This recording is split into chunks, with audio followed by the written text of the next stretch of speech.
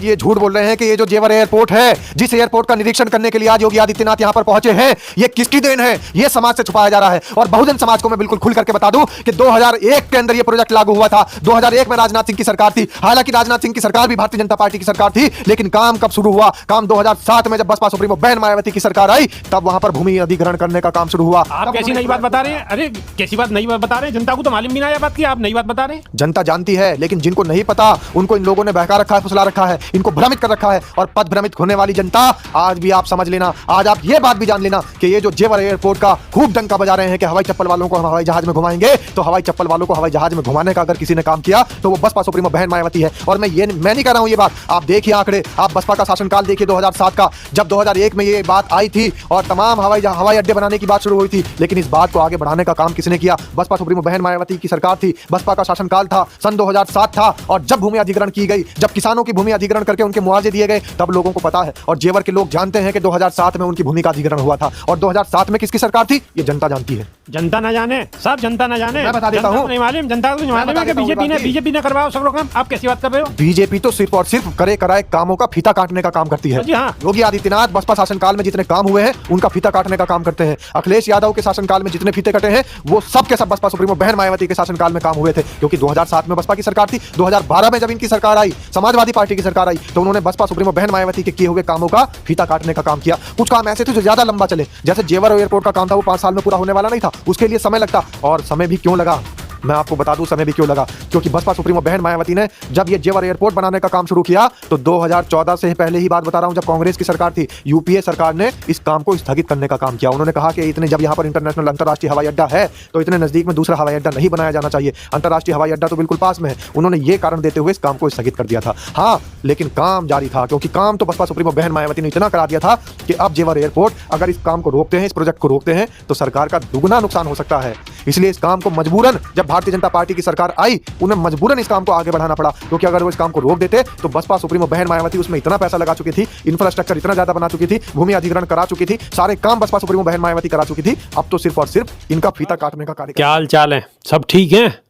बहुत बढ़िया, बहुत बढ़िया। अपनों और अपने को ख्याल रखो, और जब टाइम मिले तो वीडियो जरूर देखो। देसी देख, फिगर ब्रेक, बगल लाग लपेट, बिल्कुल देसी अंदाज में। मैं विपिन बेबाग और मेरे साथ पत्रकार शादाब रिजवी। जय हिंद, जय भीम, सत श्री अकाल, आदाब। मेरा नाम है शादाब। सभी योद्धाओं को क्रांतिकारी जय भीम। और आज का लाइव में तो सब जुड़ रहे हैं, वीडियो में ज्यादातर लोग संख्या में नहीं आ पा रहे हैं, तो सबसे अपील है शुरुआत में ही मेरी कि वीडियो को भी अपना प्यार दीजिए, स्नेह दीजिए, क्योंकि बात यहाँ पर भी बहुजन समाज की ही होती है। बात बहुजन समाज की हो, लेकिन आप सवाल करेंगे और सवाल आपके ही हैं, मेरे कोई सवाल नहीं है। मतलब आपको, मतलब जनता के, जनता जनार्दन के सवाल हैं। देश के यशस्वी प्रधानमंत्री नरेंद्र दामोदर दास मोदी जी 56 इंची कह रहे हैं कि जितने भी हवाई चप्पल में घूमने वाले लोग हैं, इन्हें सब हवाई जहाज में घुमाऊंगा, और जेवर के अंदर एक बेहतरीन एयरपोर्ट बन के तैयार है। योगी जी आए हैं लखनऊ से और वहाँ को निरीक्षण कर रहे हैं। अब शादाब रिजवी, आप भी हवाई चप्पल उतार के और हवाई जहाज में बैठो। देखिए, पहली बात तो यह है कि हवाई चप्पल वालों को हवाई जहाज में घुमाऊंगा, ये सारा जुमला था एक, क्योंकि हवाई चप्पल हमने कुंभ के मेले में जो तमाम समाज के लोग चले गए, उनको हालांकि मना किया जाता है कि मत जाया करो ऐसे आयोजनों में। जब वहां पर भगदड़ मची, त्रिवेणी घाट में सब आस्था की डुबकी लगाने के लिए जाना चाहते थे, तो वहां पर जब बात का मंजर है, आपने भी देखा है, मैंने भी देखा है, जनता ने शायद ना देखा हो, तो मैं उनको बता दूं कि वहां का मंजर ऐसा था कि जितनी वहां पर जमा भीड़ थी और वहां पर जितनी जगह खाली पड़ी थी, उस खाली जगह में चप्पल ही चप्पल नजर आए। लोगों की लाशें नहीं मिल पा रही थी, परिजन इधर उधर घूम रहे थे, त्राहिमाम मचा हुआ था, और चारों ओर अपने परिजनों को ढूंढने के लिए बेहोश बदहवास लोग वहां पर नजर आ रहे थे, चारों तरफ दौड़ रहे थे। किसी के हाथ में फोटो था, किसी के हाथ में आधार कार्ड था, कोई अपना टेलीफोन बूथ, जो पुलिस बूथ बने हुए हैं वहां पर जा रहा था, कोई जो सेना के बूथ बने हुए थे वहां पर जा रहा था, और जा करके अपने परिजनों की हमेशा जानकारी लेने की कोशिश कर रहा था कि हमारे परिजन आखिर कहाँ चले गए। तो वो मैं बता रहा हूं दृश्य था हृदय विदारक दृश्य था, बिल्कुल एकदम मार्मिक दृश्य था। लेकिन वहां पर जो चप्पल इकट्ठे हुए, बाद में जब वहां पर पब्लिक चली गई, उनको अपने परिजन नहीं मिल पाए, लाशें भी नहीं मिल पाई, सूचना भी नहीं मिल पाई कि जिंदा है या मर चुके। उसके बाद वहां पर योगी सरकार के बुलडोजर ने जब इकट्ठा करने का काम किया तो वहां पर लाखों चप्पल थे। और वो चप्पल देख करके प्रधानमंत्री को कम से कम ये सोच लेना चाहिए था कि मैंने वादा किया था कि ये हवाई चप्पल वाले हवाई जहाज में बैठेंगे, लेकिन वो हवाई चप्पल वाले तो हवा में भी नजर नहीं आए, कहाँ गायब कर दिए। पता तो ये भी चलता है, हमारे वहीं के बहुत सारे प्रयागराज ही कहा जाता है, वहाँ के रिपोर्टर हैं जिनको 21-21 हज़ार रुपये थैले में रखकर योगी सरकार ने दिए थे। वो ये बताते हैं कि हमने अपनी आंखों से देखा है, जेसीबी खुदाई कर रही थी और लोगों की लाशों को डाल करके उसके ऊपर मिट्टी फेरी जा रही थी। इस तरीके से वहां पर लोगों की लाशों को खत्म करने का काम किया। तो उस समय कहाँ चले गए थे प्रधानमंत्री नरेंद्र मोदी? तब इनको गरीब लोगों के हवाई चप्पल नहीं नजर आ रहे थे। ये जो हवाई चप्पल इनको दिख रहे थे जुमले में, और ये जब देखते हैं और मजाक बना रहे थे गरीब लोगों का, बहुजन समाज का मजाक बना रहे थे कि ये जो हवाई चप्पल वाले हैं इनको हवाई जहाज में बैठाऊंगा। अब जेवर एयरपोर्ट बन के तैयार है, अब वहां में जहाज में घूमेंगे सब हवाई चप्पल वाले। अब हवाई चप्पल वाले घूमेंगे वहां या जूते वाले घूमेंगे, लेकिन और योगी जी निरीक्षण करने आए। और लेकिन सबसे बड़ी बात यह है कि हवाई चप्पल वालों को जब हवाई जहाज में बैठाने की बात कर रहे हैं, योगी जी निरीक्षण करने आए हैं, तो योगी जी झूठ बोल रहे हैं बहुत बड़ा। वो जो निरीक्षण करने झूठ बोल रहे हैं साहब, कैसी बात कर रहे हो आप? क्या झूठ बोल रहे हैं योगी जी? योगी जी क्या झूठ बोल रहे हैं? योगी जी ये झूठ बोल रहे हैं कि ये जो जेवर एयरपोर्ट है, जिस एयरपोर्ट का निरीक्षण करने के लिए आज योगी आदित्यनाथ यहां पर पहुंचे हैं, ये किसकी देन है? ये समाज से छुपाया जा रहा है। और बहुजन समाज को मैं बिल्कुल खुल करके बता दूं कि 2001 के अंदर ये प्रोजेक्ट लागू हुआ था। 2001 में राजनाथ सिंह की सरकार थी। हालांकि राजनाथ सिंह की सरकार भी भारतीय जनता पार्टी की सरकार थी, लेकिन काम कब शुरू हुआ? काम 2007 में जब बसपा सुप्रीमो बहन मायावती की सरकार आई, तब वहां पर भूमि अधिग्रहण करने का काम शुरू हुआ।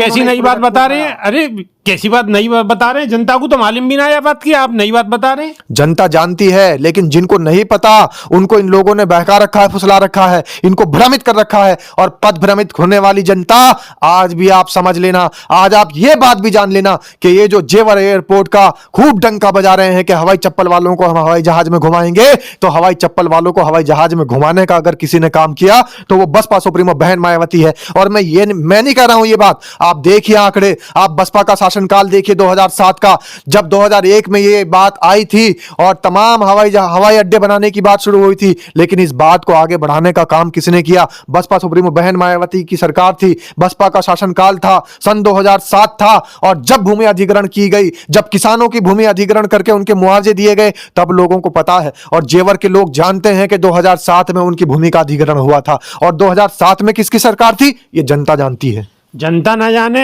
सब जनता ना जाने, तो मैं बता देता हूं, नहीं मालूम, जनता को नहीं मालूम है कि बीजेपी ने करवाओ सगरो काम। आप कैसी बात कर रहे हो? बीजेपी तो सिर्फ और सिर्फ करे कराए कामों का फीता काटने का काम करती है। जी हाँ, योगी आदित्यनाथ बसपा शासनकाल में जितने काम हुए हैं उनका फीता काटने का काम करते हैं। अखिलेश यादव के शासनकाल में जितने फीते कटे हैं वो सब के सब बसपा सुप्रीमो बहन मायावती के शासनकाल में काम हुए थे, क्योंकि 2007 में बसपा की सरकार थी, 2012 में जब इनकी सरकार आई, समाजवादी पार्टी की सरकार आई, तो उन्होंने बसपा सुप्रीमो बहन मायावती के किए हुए कामों का फीता काटने का काम किया। कुछ काम ऐसे थे जो ज्यादा लंबा चले, जैसे जेवर एयरपोर्ट का काम था, वो 5 साल में पूरा होने वाला नहीं था, उसके लिए समय लगता। और समय भी क्यों लगा मैं आपको बता दूं, समय भी क्यों लगा, क्योंकि बसपा सुप्रीमो बहन मायावती ने जब ये जेवर एयरपोर्ट बनाने का काम शुरू किया तो 2014 से पहले ही बात बता रहा हूं, जब कांग्रेस की सरकार थी, यूपीए सरकार ने इस काम को स्थगित करने का काम किया। उन्होंने कहा कि इतने जब यहां पर इंटरनेशनल अंतरराष्ट्रीय हवाई अड्डा है तो इतने नजदीक में दूसरा हवाई अड्डा नहीं बनाया जाना चाहिए,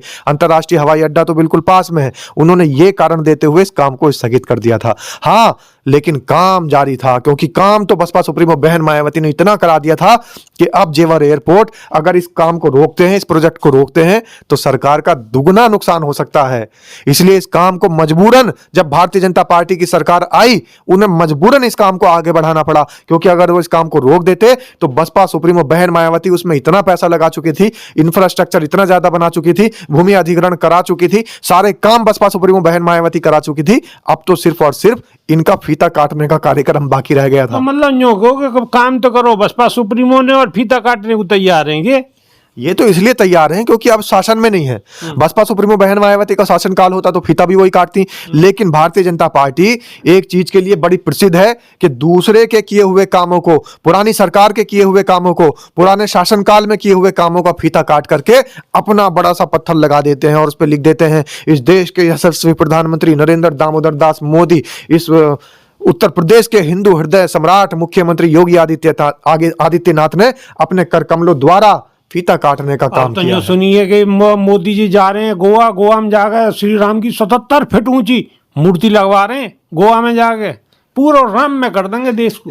इनको पता है ना भगवान राम के सहारे हिंदू भाइयों को हमारे देश के बहकाने के बाद ही तो इनकी नैया पार लगी है। आप देखिए जब तक इन्होंने राम का नाम नहीं लिया था तब तक ये कहां थे? ये ऐसे थे जैसे गधे के सिर से सींग गायब है, इस तरीके से गायब थे इस देश की सत्ता से। क्योंकि ना तो देश की आजादी में इनका योगदान था, ना देश को जो अंग्रेज यहां से लूट रहे थे उस लूट को रोकने में इनका नाम था, बल्कि ये तो देश के लुटेरों के साथ मिले हुए थे। देश के लुटेरे जो अंग्रेज थे हमेशा उनके चरणों में बैठे रहे, हमेशा उनकी मुखबरी करते रहे, हमेशा देश के लुटेरों के मुखबरी करते करते उनके राय बहादुर बने रहे, उनके मुखबिर बने रहे। लेकिन हमारे समाज के, बहुजन समाज को छलने का काम, उनको ठगने का काम, उनको आप ये देखिए कि बहुजन समाज के लोगों की खाल खींचने का काम ये लोग कर रहे हैं आज। और क्यों? क्योंकि बसपा शासनकाल में जितने काम हुए हैं अब उनकी वाहवाही लूटने का नंबर आया है, अब उनका फीता काटने का नंबर आया है, अब उनका शिलान्यास उद्घाटन करने का नंबर आया है। लेकिन प्रधानमंत्री नरेंद्र मोदी का या योगी आदित्यनाथ का, अपनी सरकार का आप एक कोई ऐसा प्रोजेक्ट बता दीजिए जो कि बहुजन समाज के, या मैं तो ये कहता हूं कि इस देश की जनता के हित में हो, एक कोई प्रोजेक्ट बता दीजिए। 47वें विकसित राज्य देश बना देंगे। सरदार वल्लभ भाई पटेल की मूर्ति लगाई इन्होंने, ये है उनका एक बड़ा काम, ये उनका सबसे बड़ा प्रोजेक्ट है इस देश का। उनके शासनकाल में, 2 शासनकाल में, तीसरे शासनकाल का सबसे बड़ा प्रोजेक्ट ये है। ये कह रहे थे कि सरदार वल्लभ भाई पटेल की मूर्ति लगेगी और वहां पर हमारे देश के अंदर विदेशी पर्यटक आएंगे और हमारे देश का रेवेन्यू बढ़ेगा, हमारा देश एक पर्यटन का केंद्र बन जाएगा। लेकिन लोग आज भी ताजमहल पर जा रहे हैं। समझ नहीं आती सरदार वल्लभ भाई पटेल की मूर्ति। ताजमहल को भी तो देवालय बता रहे हैं, कौन से देव हैं हमें नीचे?